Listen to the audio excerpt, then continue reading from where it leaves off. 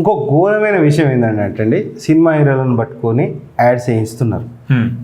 వాళ్ళకే కొంతమంది సినిమా హీరోలు చదువు లేదు, సంధ్య లేదు, హీరోలయ్యారు, టాలెంటెడ్ ఉన్నారు, వాళ్ళు వాళ్ళ రంగంలో రాణించారు. కానీ ఎడ్యుకేషన్ రంగానికి వాళ్ళకి ఏం సంబంధం అండి?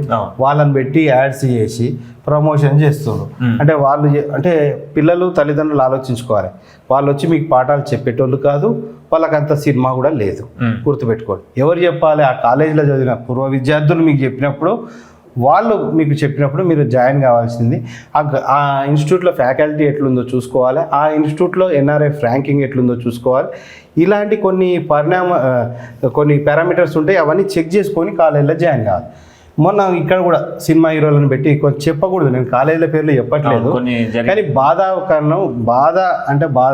చూస్తా అంటే అనిపిస్తుంది, ఏంద్రా ఇది పిచ్చి కథ అయింది ఇది అని. అరే సినిమా హీరోని పెడతారు, ఆ హీరోనేమో బెట్టింగ్ యాప్లలో దొరుకుతాడు. ఆయనకు నోటీసులు వస్తే, ఆయన మీద కేసులు అయితే ఆయనని తీసుకొచ్చి, అంటే బెట్టింగ్ యాప్లు చేసుకునే హీరో ఇలా కాలేజీకి ప్రమోట్ చేస్తాడంట. విద్యాలయానికి బెట్టింగ్ యాప్లకు ఇంత షెడ్యూల్ వేసుకొని హీరోయిన్లతోటి ఈ ఇష్టం ఉన్నట్టు రెచ్చిపోయి యాక్ట్ చేసే హీరోలు ఇవాళ ఈ కాలేజ్ యూనివర్సిటీ అంటే దేవాలయంతో సమానం అండి. బుద్ధుండక్కర్లేదా? జ్ఞానం ఉండక్కర్లేదా?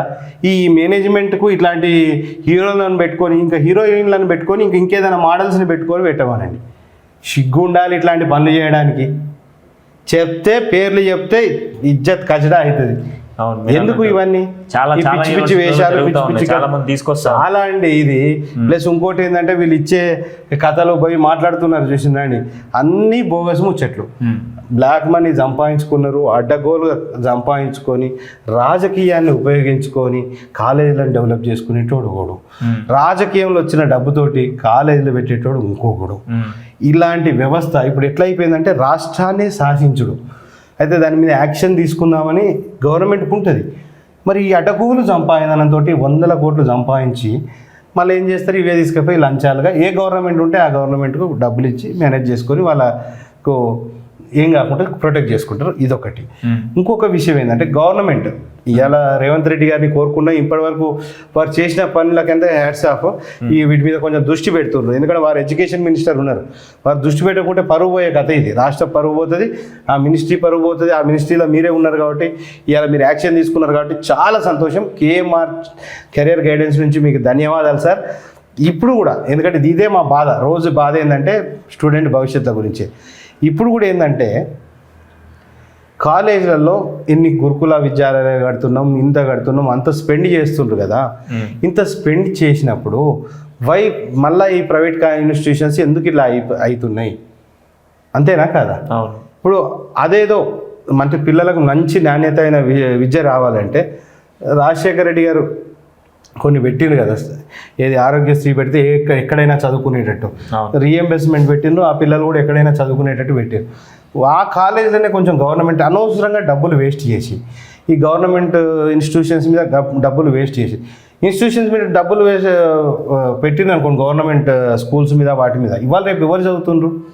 ఇంకా పాల ప్యాకెట్ మనకు కూరగాయలు అమ్ముకునే వాళ్ళ పిల్లలు కూడా ఒక మంచి కాన్వెంట్లో వేయాలని, అది ఏంటంటే సెంటిమెంట్ అండి. అలా మంచి దాంట్లో వేస్తున్నారు. కిరాణా షాప్ నడిపించుకునేటోళ్ళు కూడా మంచి దాంట్లో జాయిన్ చేస్తున్నారు. ఎంత middle class, lower middle class పిల్లలు కూడా మంచి కాలేజీలలో జాయిన్ చేస్తున్నారు, మంచి స్కూళ్ళలో జాయిన్ చేస్తున్నారు. ఇప్పుడు గవర్నమెంట్ పరిస్థితి ఎట్లుంటుందంటే గవర్నమెంట్ స్కూళ్ళలో విలవిలలాడుతున్నారు. ఈ గవర్నమెంట్ స్కూళ్ళని మంచిగా డెవలప్ చేయండి. గవర్నమెంట్ తలుచుకుంటే కాంతి ఉన్నది, రాజు తలుచుకుంటే దెబ్బలకు పోదా? లేదా ఇవన్నిటిని తీసేసి ఇదే ప్రైవేట్ వాటికి సహకరించి కొంచెం వాటికి ఏదైనా ఫండింగ్ చేసి ఎవరైతే సర్వీస్ మోటివ్ ఉన్నారో వాళ్ళని ఎంకరేజ్ చేయండి. ఎడ్యుకేషన్ వ్యవస్థను మంచిగా చేయండి. ఇది మా కోరిక.